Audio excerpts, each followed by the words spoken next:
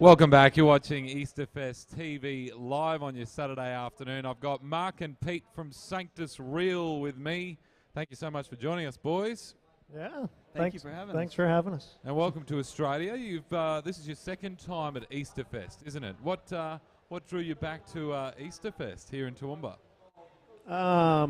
Australia. What do you like about Australia so much, Mark? We just, for us being from the U.S., getting to come over to other countries is always, really exciting. But yeah, the first time we were here, we were just really blown away at how friendly the culture is. Everybody here is so kind and so hospitable, and just we just really fell in love with the people here last time. And so, yeah, when we got asked to come back, we were all pretty excited about it. You guys obviously get to see many different parts of the world. I mean, what's some of the countries that you've toured to? Well, obviously we're in the States a lot, and Canada some. We've been, to overseas a little bit, in like a little bit of Europe. We did a really cool festival in Finland a couple years back, and that was a lot of fun. That was a great trip for us. And we really enjoyed that. But honestly, out of all the places we've gone overseas, this has been our favorite. Wow. By far. Really? Absolutely. Have you checked out some of our local wildlife? Yes. In fact, we did get to go. The first day we got in, we went to Sydney, and then we drove up to do a show up in Taree, and right outside of there, there's a little a place called Billabong Zoo. And we went there, got to see some koalas and feed the kangaroos, pet a dingo, and it was fun. Yeah. Emu. We've been corrected because we always are like emu, and everybody instantly corrects us. Yeah. Emu. Has to be an emu. What would be your favorite Australian animal from what you've seen? Oh, man.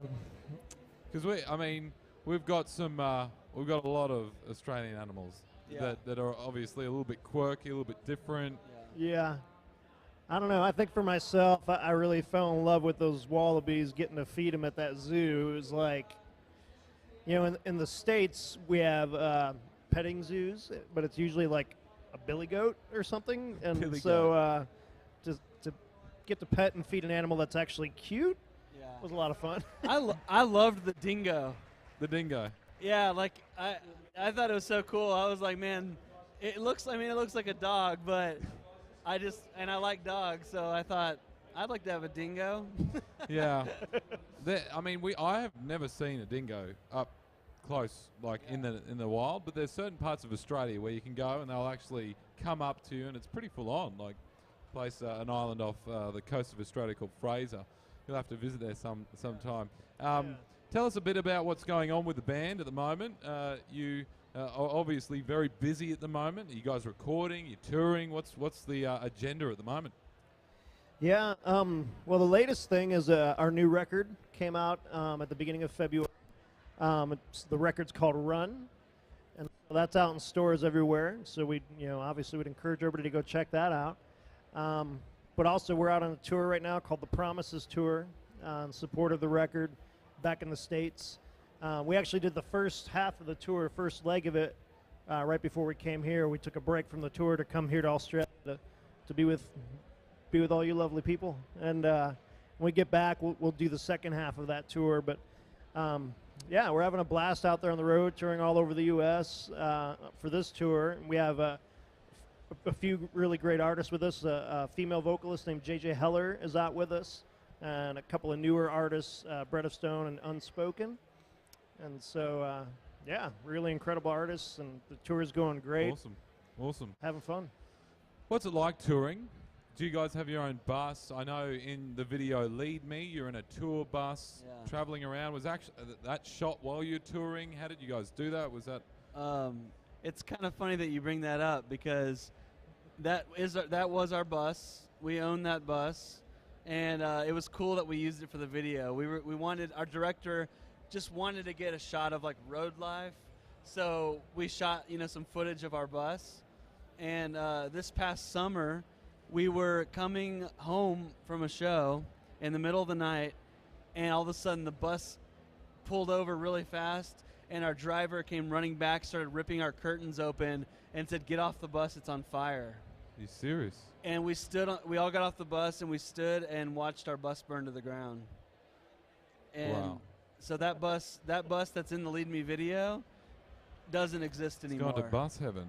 And the scary part about that, was obviously we were all on there, but Mark had 2 of his boys out, and Matt, our singer, had 2 of his daughters and his wife out.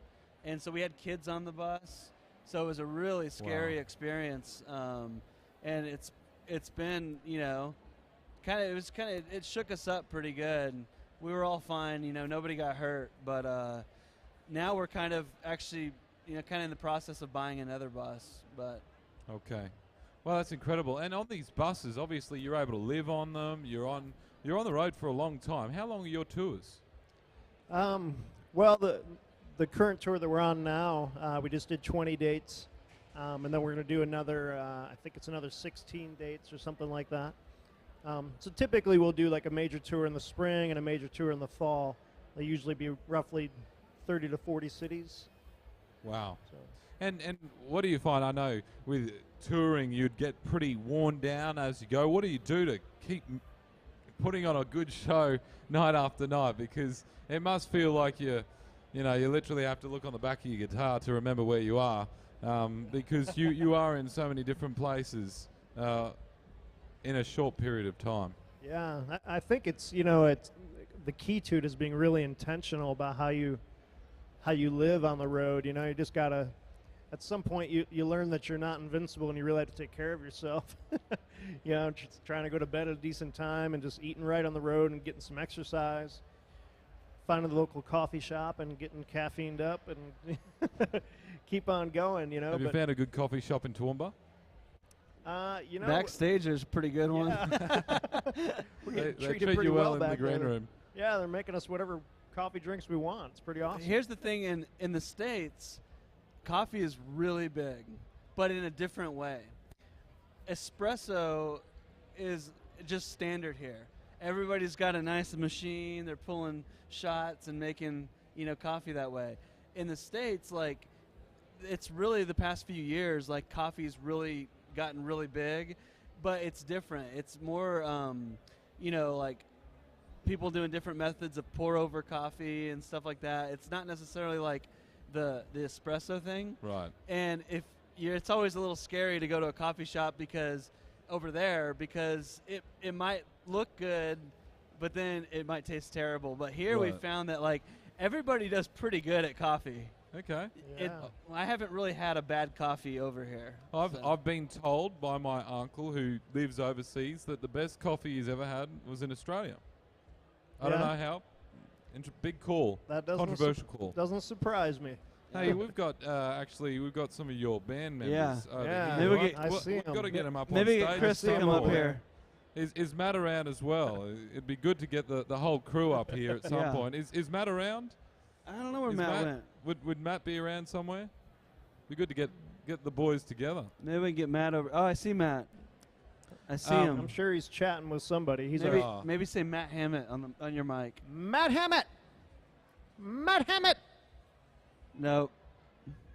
Nope, he's oblivious. He's in. Oh, When Yeah. you're the Matt lead, Hammett. when you're the lead singer. yeah. Here they go. you- We're you getting can them. do We're what you getting want. them. Yeah. We're getting them. They're coming. How tight are you guys? You guys have been Oh, yeah. playing together for a long time. Oh yeah. Oh yeah. I mean, I'm the newest in the band. I've been with the band for almost 8 years. Yep. These guys have actually been. These other 3 have been playing together for 16 years. True. I'll just get out of. Yeah. Do you mind if you join your fellow band members, Matt? Is that all right? Does this mean we're not allowed to talk about them anymore? Yeah, I guess we're done with that. All right. Dan. You got it. You're happy to share that microphone there. Sorry, we just interrupted. We were having a good old chat about you guys. So we're just They talking know about how everything now, tight guys. you guys are, because you guys have been. How long have you been together now? 16 years, 17 years, Since November of 1996, Mark, Chris, and I have been together. 96. He's been with us for 7, 8 years almost. So what's it like touring? Do you guys get under each other's skin? Because you're in the middle of a tour at the moment. Only about, I don't know, once every hour or so. No, it's Well, it's not Mark too was bad. snoring last night, so I you know. was. So just last night, Mark. Yeah, but actually, it wasn't that bad. You snapped out of it pretty quick. But yeah, because I threw a pillow at your head. But no, man. Yeah, of course. It's like I think we all kind of just know the things that each other do that get under our skin, and we just kind of let it roll off our back now. It's like you get to the point you're like, it's like we're all made with different personalities, and it's like if something's enough that we need to talk about it or communicate about it, we'll just sit down and chat it out, But typically, I think we're all pretty easygoing, laid back guys. I mean, I don't really know that. I don't think we've ever been in a fight, really. I mean, we've talked things through. Yeah, I was just thinking that. In 16 years, I've never gotten punched in the face by either of you. I've never punched either of you in the face, so that's pretty good, right? Yeah, that's a good start for a Christian band. Although if you punch Pete in the face, you'd have to get through the beard first. It just That's bounced right back off. Is that a technique to protect yourself? Yeah, it's a force field. When did that beard start, by the way, Pete? Well, I've had a beard for about 10 years. Like when I first joined this band, I was working a job where I was valet parking cars, and I had to shave it off for that job. But prior to that job, I had it for a few years, and then I joined the band and grew it back. But this is a new thing lately. This beard. That is a very thick beard. Yeah. It's impressive. Anyone else? You going to try and grow yours, Matt? No, I'm just gonna keep touching Pete's. It might help yours.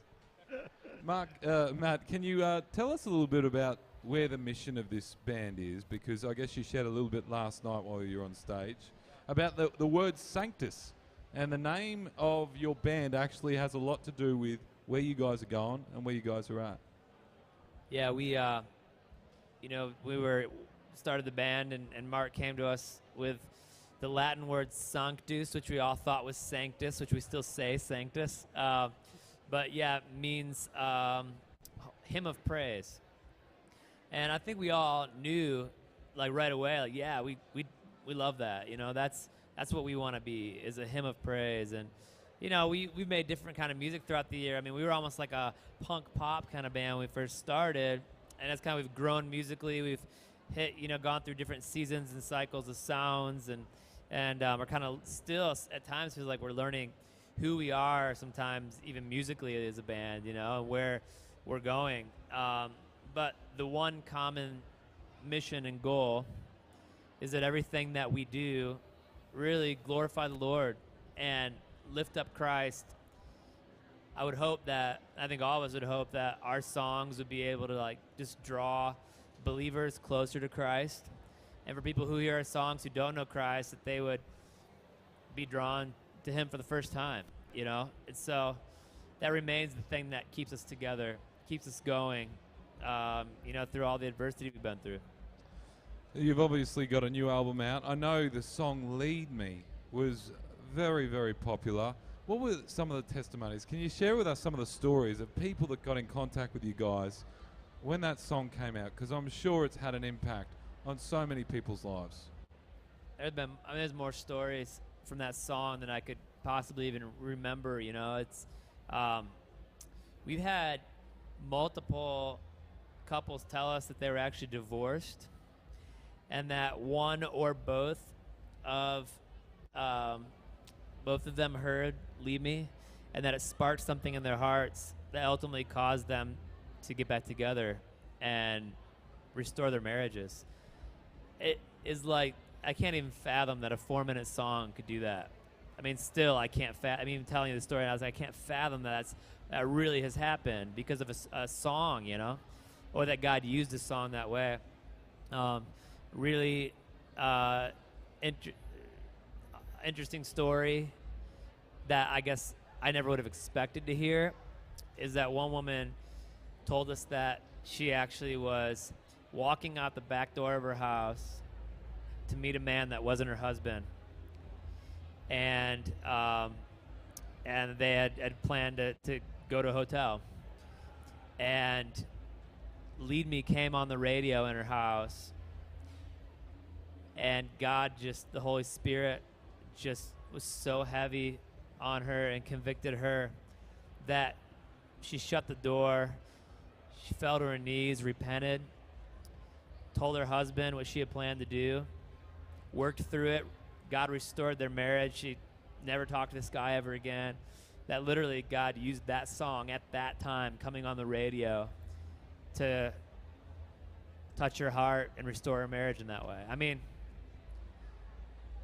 it's stuff that you would never imagine would happen that Wow. God does, you know? How does that spur you guys on? I mean, that's a powerful story of just the testimony of the power of music, that a song could have such a huge influence that would stop marriages from breaking up and touching lives. So how much is that the driving force behind what you do now? It is. It is the driving force behind what we do, knowing that lives are being changed, you know, through the ministry that God's given us through song and singing those songs. It blows me away. I mean, it's a 4-minute song, you know? It's the crazy to think of the power of music and the mysteriousness to me of how God can use music in a song. It's like you could say something to somebody, but it wouldn't be the same as if you sang it in a lyric in a song.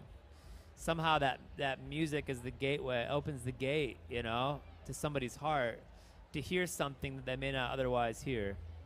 And it's an incredibly powerful tool that God has allowed us to have a gift of being able to use to impact people. And I don't think, for me at least, if there would be no joy in writing or performing a song for me if I didn't think it would have the possibility of having an impact like that on somebody's life. And with your writing as well, you obviously are writing out of a personal response to the circumstances that life has brought you into. I know, I think I'm friends with you on Facebook, and I noticed that you've been through some pretty challenging times. And how much does that influence what you're writing about? Yeah, I mean, for us, it is all the life goes into the song, you know, and it's important to be vulnerable in music, and that's when you really reach that point, you know, where it does have that maximum impact, when you're vulnerable about your life and somebody says, oh, like, I've felt that, you know, they can, or we can put something into words that we've experienced, whether it's similar or the same, and somebody will go, oh, I wish so bad I could have put that into words, that feeling, and you put it into words for them, and somehow like it's healing to them, you know. So it's like you take this thing that you went through, and it's actually healing to write about these things, and then it's amazing. You put it out into the world, and that song travels to somebody else, and it goes through their ears into their heart, and the same thing happens to them. The same healing happens for them that happened to you when you wrote it. You're transferring like this healing experience, and it's that happens when you pour your life and your heart, and then especially pour the truth of who God is and with it into a song, and that has that kind of power. It's amazing, you know. Well, it's certainly having amazing impact on people all over the world. You must be hearing testimonies from all over the place, yeah? It must be encouraging. Yeah, being here in Australia, just walking around out here in the crowd today, I got to walk around for the first time, and just, yeah, people coming up and saying, oh, your music's really touched me. It's, you know, it really meant a lot to me in my life. And it's, you know, growing up, being 16 years old, trying to figure out how to play guitar, you know, you don't think about the fact that God can use that. You know, if you're faithful to just give him whatever it is, whatever talent you feel you have, you know, he'll use it. And that's why we're still here today. Well, thank you guys so much for talking to us. particularly for letting us interrupt your yeah. other commitments over there. We'll let you go. No But worries. thank you so much for talking to us on Easterfest TV. You guys head off tomorrow back to the US to continue your tour. So all the best with that. Thanks so much for your time as well. Appreciate Thanks it. for having me. Thanks. Thank you, Dan. Stay watching on Easterfest TV. We do have a whole lot more coming your way on your Saturday afternoon. You're watching Easterfest 2013 live from Queen's Park.